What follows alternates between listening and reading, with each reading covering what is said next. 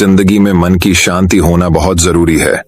आप मन की शांति पैसों से या अन्य किसी वस्तु से नहीं खरीद सकते। मन की शांति कैसे प्राप्त करें और हमेशा खुश कैसे रहे, इसके पीछे का एक रहस्य हम आज के इस वीडियो में कहानियों के माध्यम से जानेंगे। ऐसी सिख गौतम बुद्ध ने कई सालों पहले उस वक्त की पीढ़ी को क्यों दी थी, इसके पीछे का रहस्य क्या है। आज इसी रहस्य के बारे में हम गौतम बुद्ध की कहानियों के माध्यम से जानेंगे। तो बिना देर किए चलिए उन कहानियों की शुरुआत करते हैं। पहली कहानी, मन की शांति का महत्व व प्राप्त करने के तरीके। मन की शांति किसी भी मनुष्य के लिए एक अनमोल धन है। इसके बिना जीवन में सब कुछ बेकार है। अगर आपके मन में शांति नहीं होगी तो आप इस दुनिया की किसी भी चीज से प्रसन्न और आनंदित नहीं हो सकते, भले ही आपके पास कितना भी धन क्यों ना हो। वहीं अगर आपके पास मन की शांति है तो आप झोंपड़ी में भी प्रसन्नता के साथ रह सकते हैं। मन की शांति एक ऐसा अनमोल धन है जिसकी प्राप्ति के लिए मनुष्य को सदैव प्रयत्नशील रहना चाहिए और हमेशा इस मूल्यवान धन की रक्षा करनी चाहिए, क्योंकि एक बार आपका रुपया पैसा चला गया तो उतना नुकसान नहीं होगा जितना कि मन की शांति के चले जाने से होगा। ये एक ऐसा खजाना है जो आपको बढ़ा, भाग्यवान और ताकतवर बना देता है। मन की शांति को खरीदा नहीं जा सकता। मन की शांति अनमोल है। सच है कि पैसों से बहुत कुछ खरीदा जा सकता है, लेकिन संतोष और मन की शांति को पैसों से नहीं खरीद सकते। यह एक ऐसी चीज है जो हमें अपने अंदर विकसित और धारण करनी होती है। आज दुनिया में ऐसे लोगों की कमी नहीं जिनके पास अथाह संपत्ति है, पर फिर भी वे खुद को कंगाल समझते हैं क्योंकि उनके पास मन की शांति नहीं है। सफलता प्राप्त करने के लिए मन की शांति होना बहुत जरूरी है। एक अशांत और चिंतित मन से आप किसी बढ़िया परिणाम की उम्मीद नहीं कर सकते। अशांत मन किसी भी काम पर पूरा फोकस ठीक से नहीं कर पाता, जिससे कोई भी कार्य अपने सर्वश्रेष्ठ लक्ष्य को प्राप्त नहीं कर पाता। एक स्ट्रेसफुल और हैप्पी दोनों तरह के माइंड की स्थिति में किए गए कामों का अवलोकन करके देखिए। जो काम एक हैप्पी मूड से पूरी शांति के साथ किया जाता है उसकी क्वालिटी ही कुछ अलग होती है। पैसा कमाना और मन की शांति। पैसा कमाना बहुत जरूरी है, लेकिन कुछ लोग पैसा कमाने की दौड़-डीएच में इस तरह से लग जाते हैं कि वो अपनी लाइफ की दूसरी चीजों को खतरनाक तरीके से इग्नोर करने लगते हैं। कुछ समय बाद एक ऐसा समय आता है कि लाइफ में दूसरी जरूरी चीजें उनके हाथ से निकलने लगती हैं, जिसे हेल्थ, फैमिली लाइफ, मन की शांति और हैप्पीनेस। पैसा कमाना भी जरूरी है और अपने जीवन की दूसरी आवश्यक बातों पर ध्यान देना भी जरूरी है। इसलिए ध्यान रखें कि रुपया पैसा कमाने की भाग दौड़ में जिंदगी की अन्य जरूरी जिम्मेदारियां और मन की शांति पीछे न छूटने पाए। सकारात्मकता से आती है शांति। किसी ने सच ही कहा है, शांति का कोई मार्ग नहीं है, बल्कि शांति खुद ही एक मार्ग है। शांति की शुरुआत मुस्कुराहट के साथ होती है। सुख प्राप्ति का सबसे अच्छा मार्ग मन की शांति है। मन की शांति आपके मन से ही शुरू होती है और मन पर ही खत्म होती है। अगर आपकी लाइफ में शांति है तो आप संसार के सबसे सुखी व्यक्ति हैं। जीवन के प्रति सकारात्मकता और मन की शांति का आपस में गहरा संबंध है। एक सकारात्मक सोच रखने वाला व्यक्ति बढ़ी से बढ़ी मुसीबतों को भी आसानी से पार कर जाता है। मन को शांति रखने की कला आती है वो सच्चे अर्थों में एक बहुत ही चतुर इंसान है। ऐसा व्यक्ति हरदम खुश रहता है और नकारात्मकता उसके पास भी नहीं भटकती। अगर आप पॉजिटिव थिंकिंग और पीस ऑफ माइंड दोनों को मेंटेन कर सकते हैं तो आप अपनी लाइफ में खुश रहना सीख सकते हैं। अगर आप सोचते हैं कि आप हर समय परेशान नहीं रहे तो आपको खुद को शांत रखने की कला सीखनी होगी। एक शांत और प्रसन्न चित्त मस्तिष्क बढ़ी से बढ़ी समस्या को भी आसानी से सॉल्व कर लेता है। फ्रेश माइंड में ही हम सही निर्णय लेने में सक्षम होते हैं। इसलिए मन की शांति के महत्व को समझना बहुत जरूरी है। मन की शांति क्यों जरूरी है? जिंदगी की महत्वपूर्ण दौलतों में से एक है मन की शांति। इस दौलत के बिना आप अमीर नहीं कहला सकते, क्योंकि ऐसी अमीरी किस काम की जहां उसे पाकर भी खुशी नहीं हो। शांति एक ऐसी चीज है जो किसी भी उपलब्धि पर मन को सुकून देती है। अशांत मन हमेशा कुछ न कुछ उधेड़ बुन में ही लगा रहता है और जिंदगी के सुख ऐश्वर्य को भोगने के आत्मिक सुख से वंचित रहता है। सुख को महसूस करने के लिए मन में शांति भी तो जरूरी है। अगर आप एक सच्चे दौलतमंद इंसान बनना चाहते हैं तो मन की शांति बनाए रखने के बारे में भी सोचिए। इस बात का प्रयास कीजिए कि आप कैसे खुद को अक्सर पॉजिटिव रख सकते हैं। मन की शांति सफलता पाने के लिए भी जरूरी है और सफलता को एंजॉय करने के लिए भी। उदाहरण के लिए आप भारतीय क्रिकेट टीम को ले सकते हैं। क्रिकेटिंग स्किल्स की बात की जाए तो धोनी को बेस्ट नहीं कहा जा सकता, लेकिन अगर टेम्परामेंट की बात हो तो उनका कोई सानी नहीं है, इसीलिए लोग उन्हें कप्तान कूल भी कहते हैं।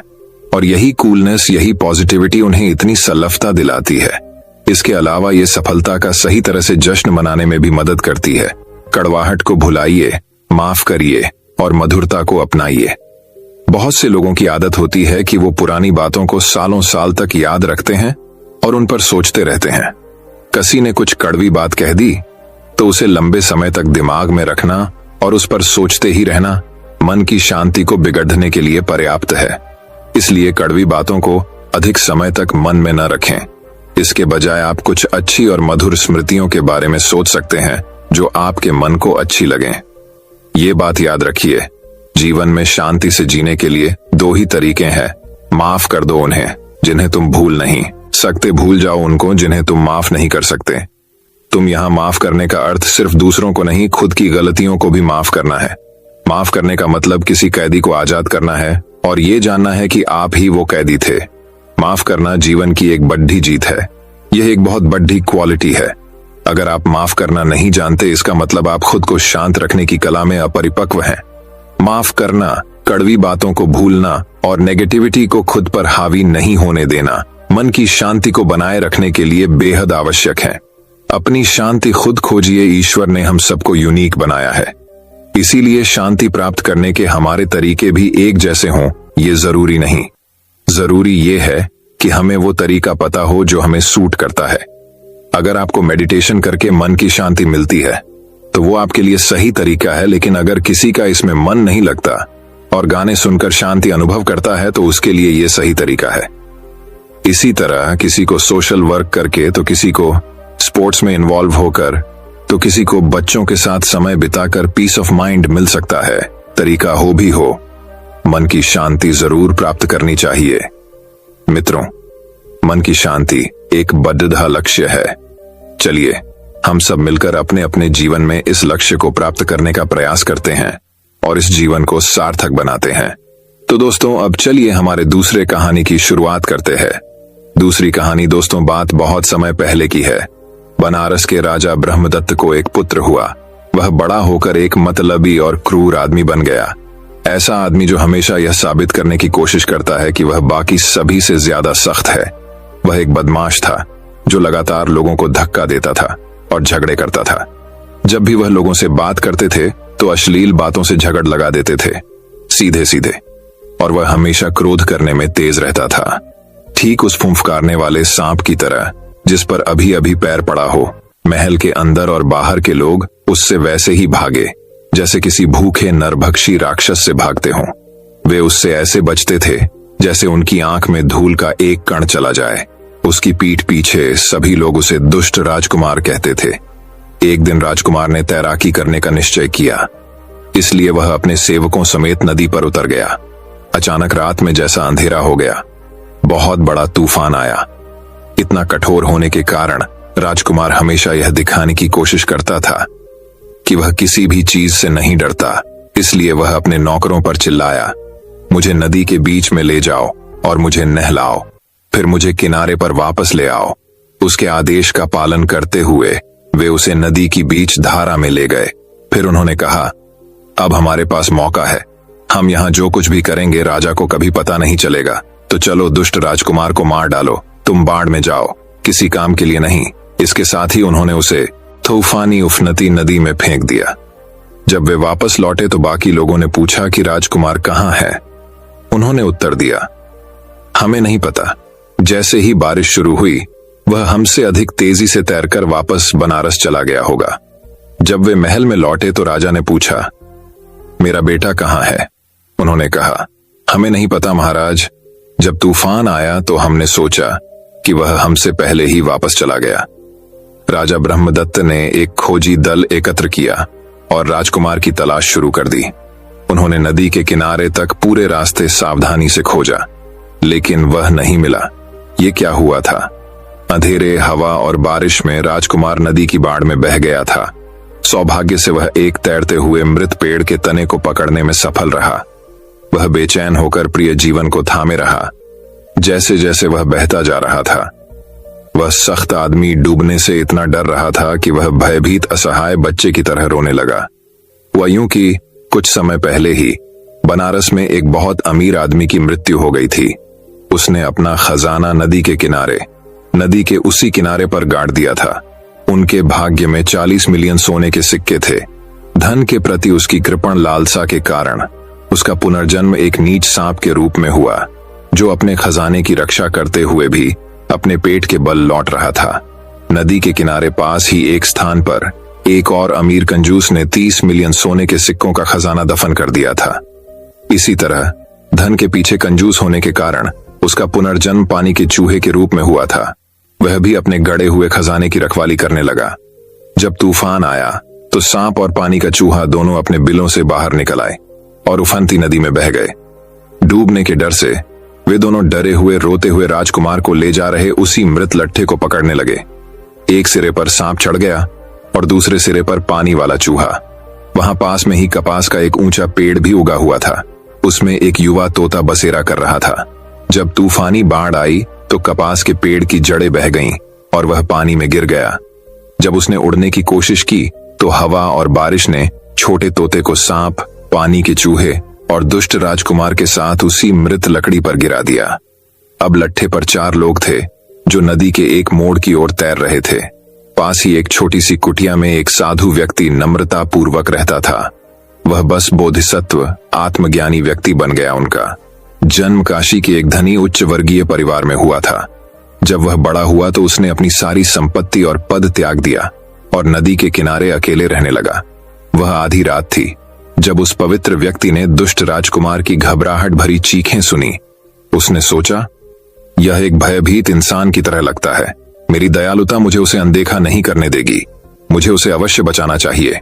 वह नदी की ओर भागा और चिल्लाया, डरो मत, मैं तुम्हें बचा लूंगा। फिर वह तेज धार में कूद गया, लट्ठे को पकड़ लिया और अपनी बड़ी ताकत का इस्तेमाल करके उसे किनारे पर खींच लिया। उसने राजकुमार को नदी तट पर सुरक्षित कदम रखने में मदद की। सांप, पानी के चूहे और तोते को देखकर वह उन्हें और उस आदमी को अपनी आरामदायक छोटी झोपड़ी में ले गया। उसने खाना पकाने की आग जला दी। जानवरों की कमजोरी के बारे में सोचते हुए उसने धीरे से उन्हें आग से गर्म किया। जब वे गर्म और सूख गए तो उसने उन्हें अलग रख दिया। फिर उसने राजकुमार को खुद को गर्म करने दिया। पवित्र व्यक्ति कुछ फल और मेवे निकाल लाया। फिर उसने पहले अधिक असहाय जानवरों को खाना खिलाया। उसके बाद इंतजार कर रहे राजकुमार को। आश्चर्य की बात नहीं कि इससे दुष्ट राजकुमार क्रोधित हो गया। उसने सोचा, यह मूर्ख पवित्र व्यक्ति मेरे, एक महान शाही राजकुमार की बिल्कुल भी परवाह नहीं करता है। इसके बजाय वह इन 3 मूक जानवरों को उच्च स्थान देता है।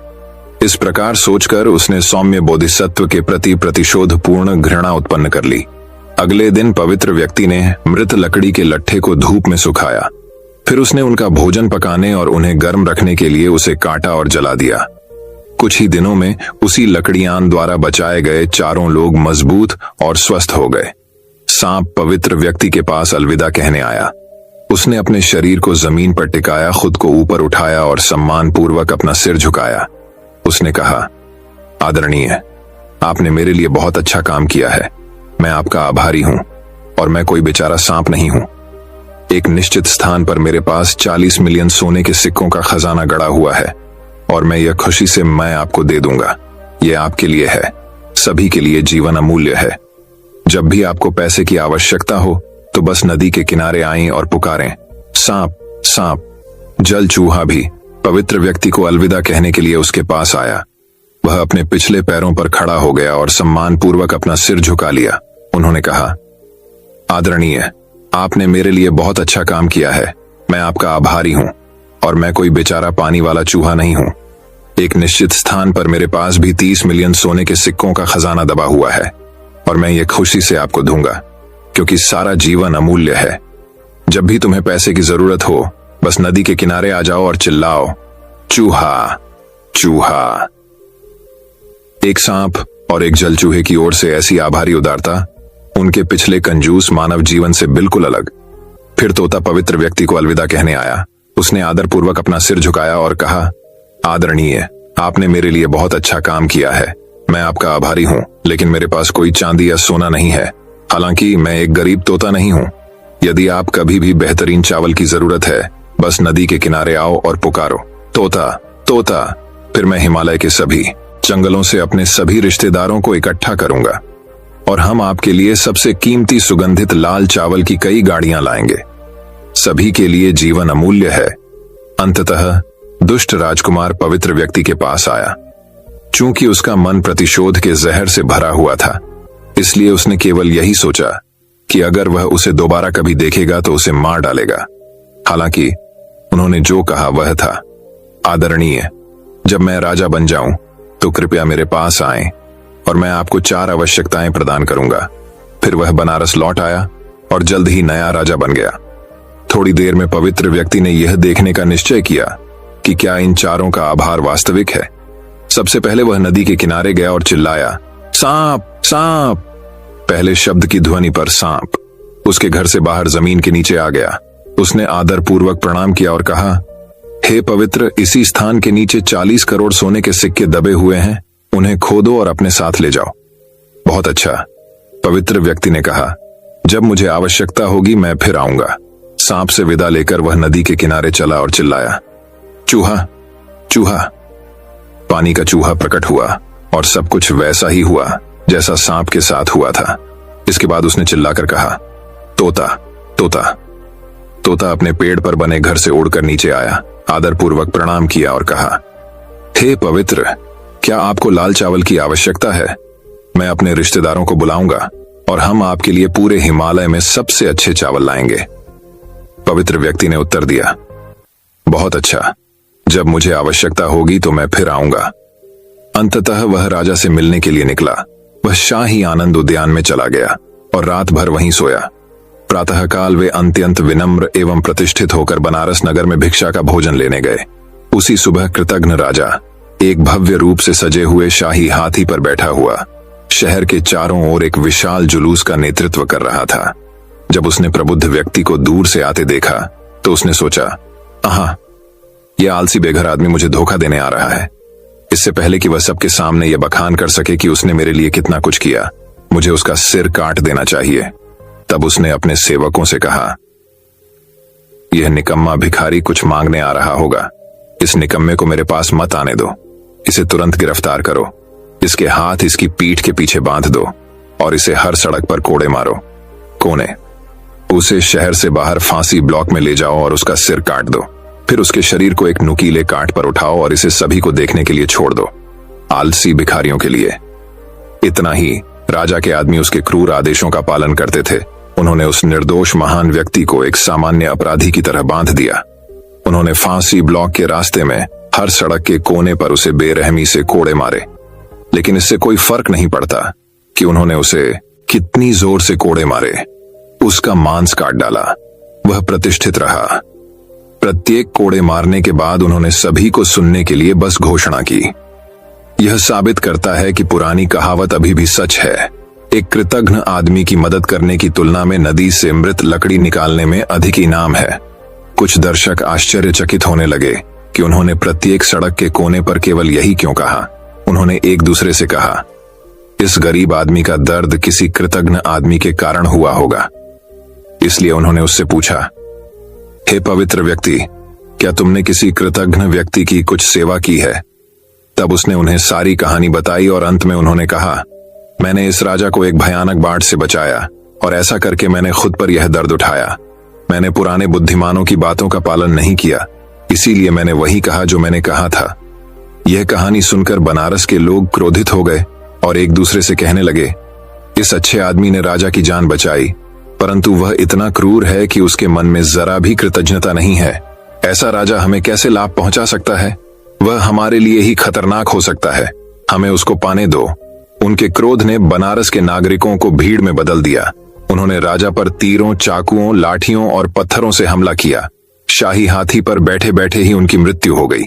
फिर उन्होंने एक समय के दुष्ट राजकुमार के शव को सड़क के किनारे एक खाई में फेंक दिया। बाद में उन्होंने पवित्र व्यक्ति को अपना नया राजा बनाया। उन्होंने बनारस पर अच्छा शासन किया। फिर एक दिन उसने अपने पुराने दोस्तों से मिलने जाने का फैसला किया।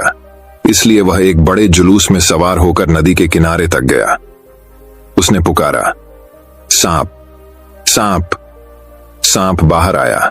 उसने प्रणाम किया और कहा, महाराज, यदि आप चाहें तो मेरे खजाने में आपका स्वागत है। राजा ने अपने सेवकों को 40 करोड़ सोने के सिक्के खोदने का आदेश दिया।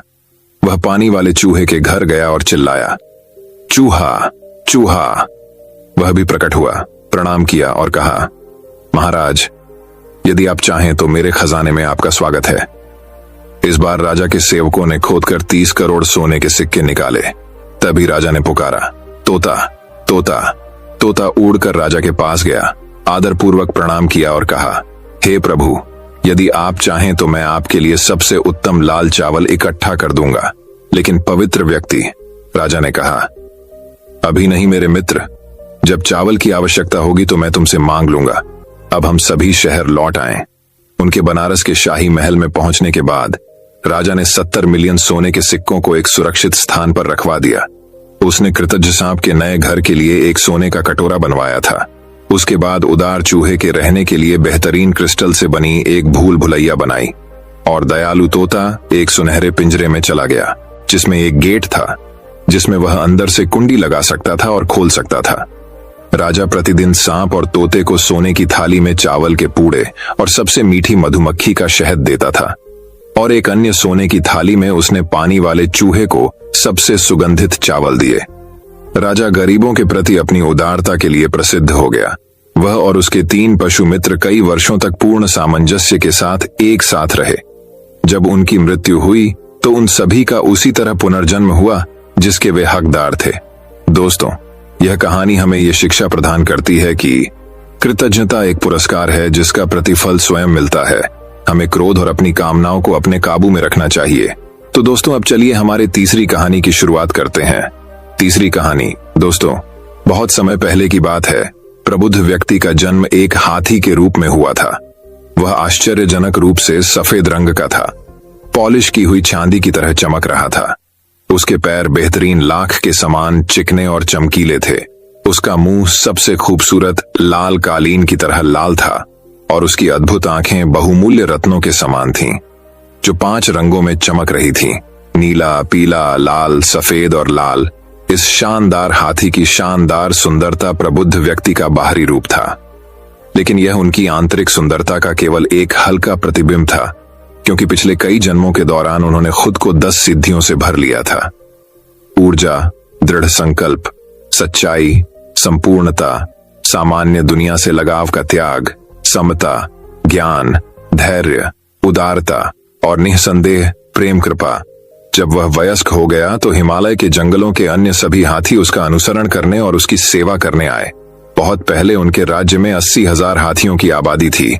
इतना बड़ा राष्ट्र भीड़ भाड़ वाला और विकर्षणों से भरा हुआ था। अधिक शांति से रहने के लिए उसने खुद को बाकी लोगों से अलग कर लिया और जंगल के एक एकांत हिस्से में अकेले रहने चला गया। उनकी संपूर्णता और पवित्रता के कारण, जिसे हर कोई आसानी से देख सकता था, उन्हें हाथी राजा अच्छाई के रूप में जाना जाता था। इसी बीच बनारस के एक वनपाल ने इन हिमालय की तलहटी में यात्रा की। वह ऐसी मूल्यवान चीजों की खोज कर रहा था जिन्हें वह बनारस में वापस बेच सके। थोड़ी देर बाद उसे दिशा का ज्ञान नहीं रहा। वह अपना रास्ता खोजने की कोशिश में इधर उधर भागा। जल्द ही वह थक गया और मौत से डर गया। वह डर के मारे कांपने लगा और जोर जोर से रोने लगा। हाथी राजा गुडनेस ने गरीब खोए हुए आदमी के भयभीत रोने की आवाज सुनी। तुरंत वह दया और करुणा से भर गया। वह किसी भी तरह से उसकी मदद करने की इच्छा से जंगल के रास्ते उसकी ओर चलने लगा। लेकिन वह शख्स इतनी दहशत में था कि जब उसने विशाल हाथी को अपनी ओर आते देखा तो वह भागने लगा। जब बुद्धिमान हाथी राजा ने यह देखा तो उसने चलना बंद कर दिया। यह देख वनपाल भी रुक गए। तभी राजा गुडनेस फिर से उसकी ओर चलने लगा। वह आदमी भागने लगा और हाथी के रुकने पर एक बार फिर रुक गया। उस समय उस आदमी ने सोचा, यह महान हाथी, जब मैं दौड़ता हूं तो वह रुक जाता है, और जब मैं रुकता हूं तो वह मेरी ओर चलता है। इसमें कोई संदेह नहीं है कि उसका मुझे कोई नुकसान पहुंचाने का इरादा नहीं है। वह इसके बजाय मेरी मदद करना चाहता होगा। इस बात का एहसास होने से उसे रुकने और इंतजार करने का साहस मिला। जैसे ही हाथी राजा गुडनेस धीरे धीरे पास आया, उसने कहा, मेरे मानव मित्र, तुम घबराए हुए रोते हुए क्यों घूम रहे हो? भगवान हाथी आदमी ने कहा। मुझे दिशा की सारी समझ खो गई। मैं बुरी तरह खो गया और मुझे डर था कि मैं मर जाऊंगा। तब आत्मज्ञानी व्यक्ति वनपाल को अपने एकांत निवास स्थान में ले गया। उन्होंने उसे समस्त हिमालय के बेहतरीन फल और मेवे खिलाकर सांत्वना दी और शांत किया। कई दिनों के बाद उसने कहा, मेरे मित्र, डरो मत, मैं तुम्हें उस देश में ले चलूंगा जहां लोग रहते हैं। मेरी पीठ पर बैठो। फिर वह उसे मनुष्यों के देश की ओर ले जाने लगा।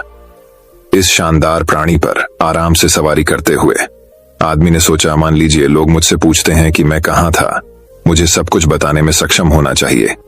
इसीलिए दयालु हाथी राजा द्वारा सुरक्षा के लिए ले जाते समय उसने सभी स्थलों के नोट्स बनाए। जब वह बनारस के राजमार्ग के पास घने जंगल से बाहर आया तो हाथी राजा ने कहा, मेरे अच्छे दोस्त, इस रास्ते से बनारस जाओ। कृपया किसी को मत बताना कि मैं कहां रहता हूं, चाहे वे तुमसे पूछें या नहीं। इन विदाई शब्दों के साथ कोमल हाथी घूम गया और अपने सुरक्षित और गुप्त घर में वापस चला गया। उस व्यक्ति को बनारस जाने का रास्ता ढूंढने में कोई परेशानी नहीं हुई। फिर एक दिन वह बाजार में घूमता हुआ हाथी दांत के कारीगरों की दुकानों के पास पहुंचा। उन्होंने हाथी दांत को नाजुक और सुंदर मूर्तियों, दृश्यों और आकृतियों में उकेरा। वनपाल ने उनसे पूछा, क्या आप जीवित हाथियों से आने वाले दांत खरीदेंगे?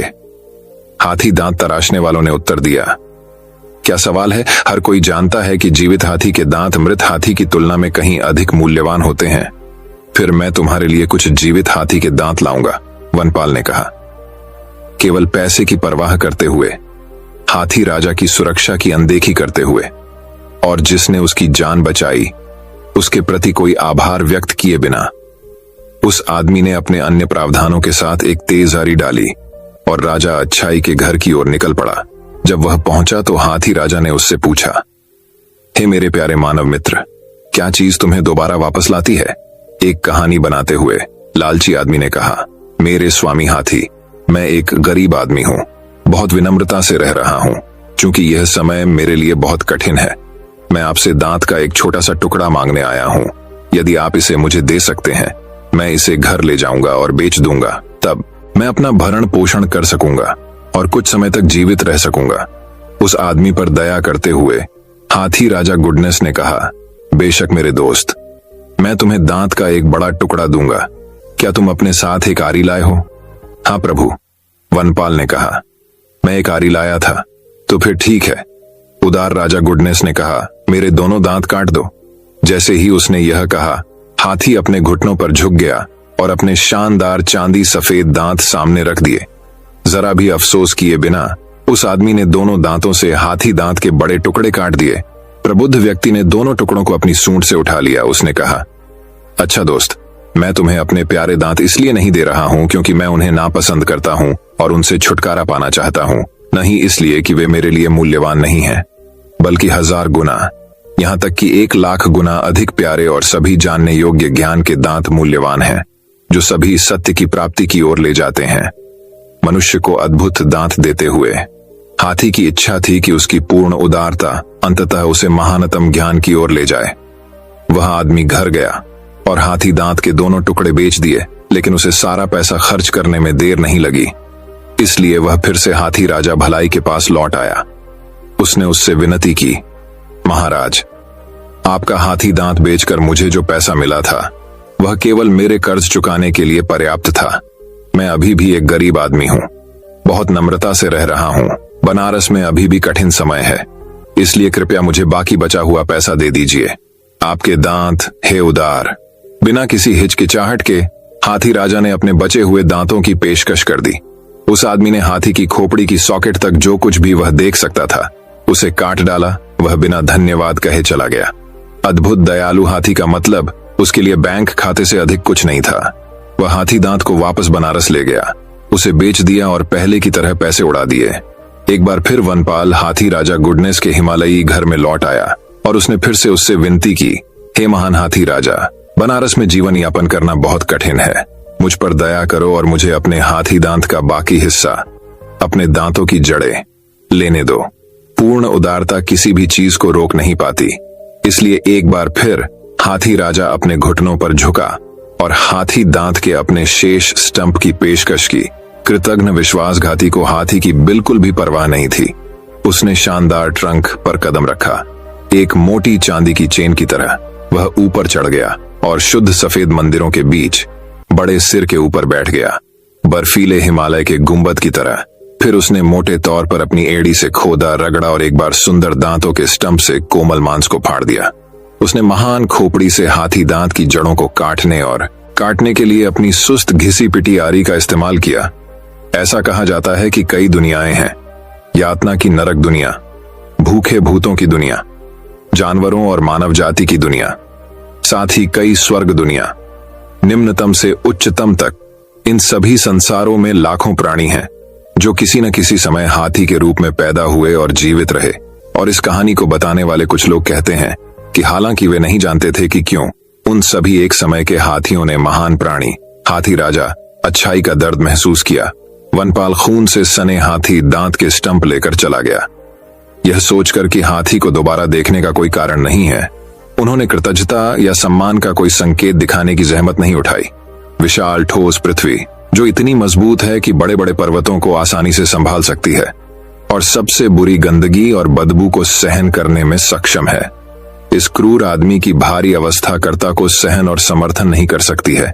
इसलिए जब वह पीड़ित हाथी को दिखाई नहीं दे रहा था तो उसके नीचे शक्तिशाली पृथ्वी फट गई।